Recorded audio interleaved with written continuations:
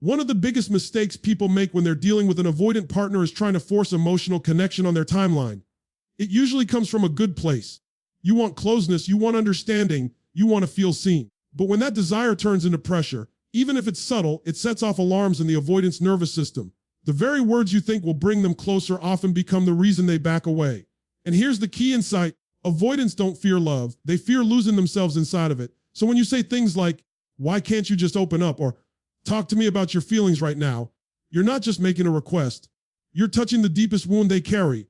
Most avoidants grew up in environments where vulnerability wasn't safe. Maybe they were shamed for expressing needs. Maybe they were ignored, dismissed, or punished when they showed emotion. Over time, they learned that the safest way to survive was to become self-contained, to rely on themselves and keep their inner world private. That's not arrogance or indifference. That's adaptation. And when someone comes along and starts demanding intimacy before trust has been built, they don't interpret that as love. They interpret it as a threat. This is why pressure never works with avoidance. The harder you push, the faster they retreat. It's like trying to catch a butterfly by chasing it. All you'll do is make it fly further away. But if you sit still and create a space that feels safe, eventually it lands on your shoulder. Emotional connection with an avoidant works the same way. It cannot be forced, it must be invited. And the most powerful invitation is choice. Choice is everything to an avoidant. It's how they preserve their autonomy, which to them is as essential as oxygen. When they feel like they're being forced into closeness, their instinct for self-preservation kicks in. But when they feel they're choosing connection, they approach it willingly. That's why the language you use matters so much. Instead of demanding, "Tell me how you feel," try offering, "I'd love to understand you better when you're ready." That tiny shift transforms the interaction from control to invitation. It removes the power struggle and tells their nervous system, "You're safe here." Another powerful strategy is silence. Not the cold punishing kind, but the calm patient kind. Avoidants need time to process emotions internally before they can share them externally. If you rush that process, they shut down. But if you give them space without withdrawing your presence, you create an environment where trust can grow. And once trust begins to grow, vulnerability follows. Not all at once, not dramatically, but slowly, in ways that mean far more than surface level words.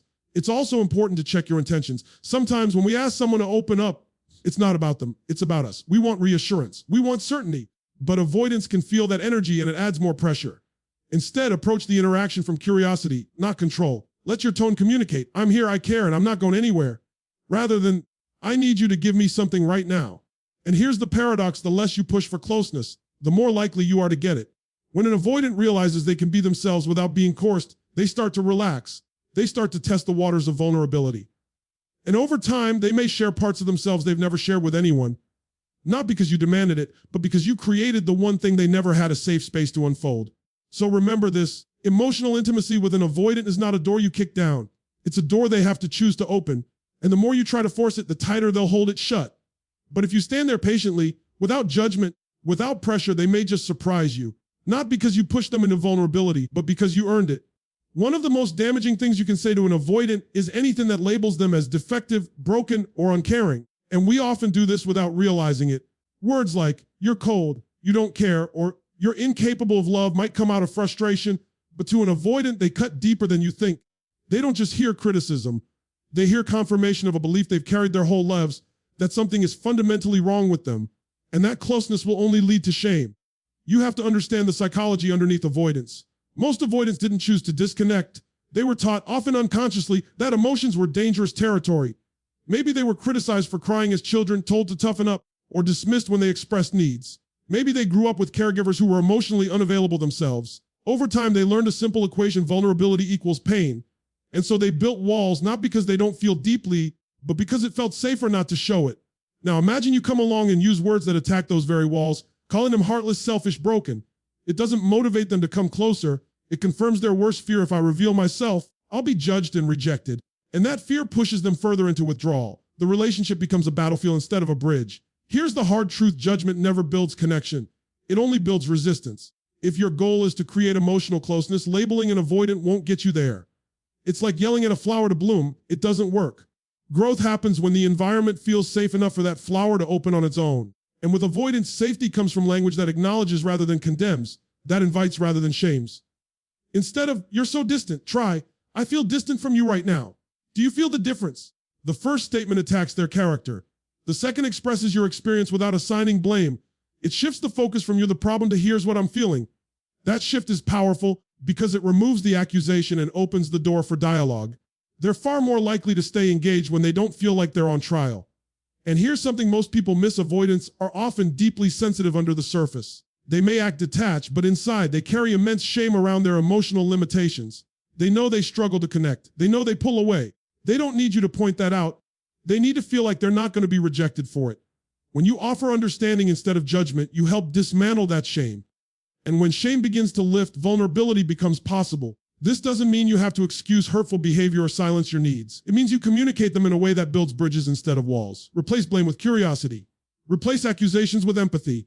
Ask questions that invite conversation. What's going on for you when I reach out and you pull away? Instead of, why are you always shutting me out? One opens a door, the other slams it shut. And remember, this is not about coddling someone's defense mechanisms. It's about understanding how they were built so you can navigate them intelligently. Judgment might feel justified in the moment, but it's never effective. Compassion, on the other hand, is not weakness. It's strategy. It's the only language that speaks to the wounded part of an avoidant that still longs for connection, but is terrified of reaching for it. The truth is, the words you choose either reinforce their walls or help dismantle them.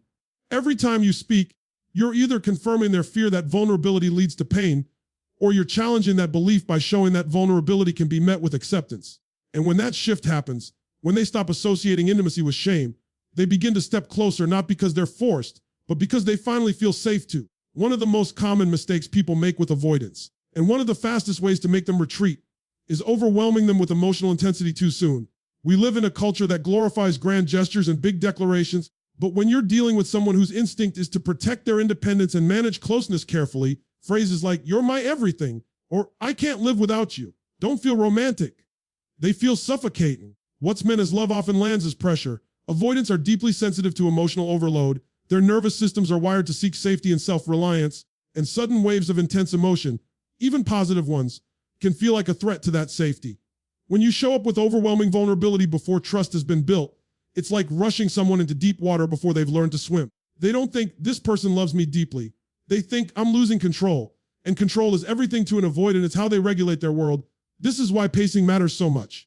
Emotional connection with an avoidant isn't a sprint. It's a slow, steady climb. If you flood them with feelings before they're ready, they're going to pull back. Not because they don't care, but because their survival system tells them to. But if you introduce vulnerability gradually, piece by piece, you give their system time to adjust. You teach them that closeness isn't a tidal wave that will drown them. It's something they can wade into safely. Think of it like building trust with a skittish animal. If you approach too quickly, it bolts. If you sit quietly and let it come closer on its own terms, it will eventually stand beside you. Avoidants work the same way. They're not afraid of love itself. They're afraid of being consumed by it. They fear losing their autonomy, their individuality, their equilibrium. So when you show up with emotional intensity that suggests dependency, their instinct is to retreat to safer ground. This doesn't mean you have to suppress your feelings or hide who you are. It means you need to be intentional about how and when you reveal them. Start with small doses of vulnerability. Share a little, then step back and give them space to process. Watch how they respond. If they lean in, share a bit more. It's a dance. One step forward, one pause, one breath. Over time, those steps build trust, and trust is what allows an avoidant to stay present when emotions deepen. And here's another layer: overexposure to your emotions can also trigger their fear of responsibility. When you say, "You complete me," or "I can't live without you," you're unknowingly handing them a burden they never asked to carry. For someone who already associates closeness with pressure, that feels like a trap. They start to believe they're responsible for your happiness, and that responsibility makes them feel caged. The irony is that the more you lean on them emotionally, the more likely they are to pull away.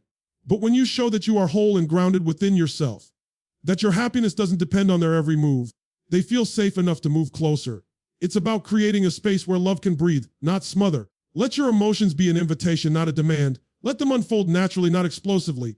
When avoidants see that intimacy doesn't mean drowning in someone else's feelings, they begin to trust it.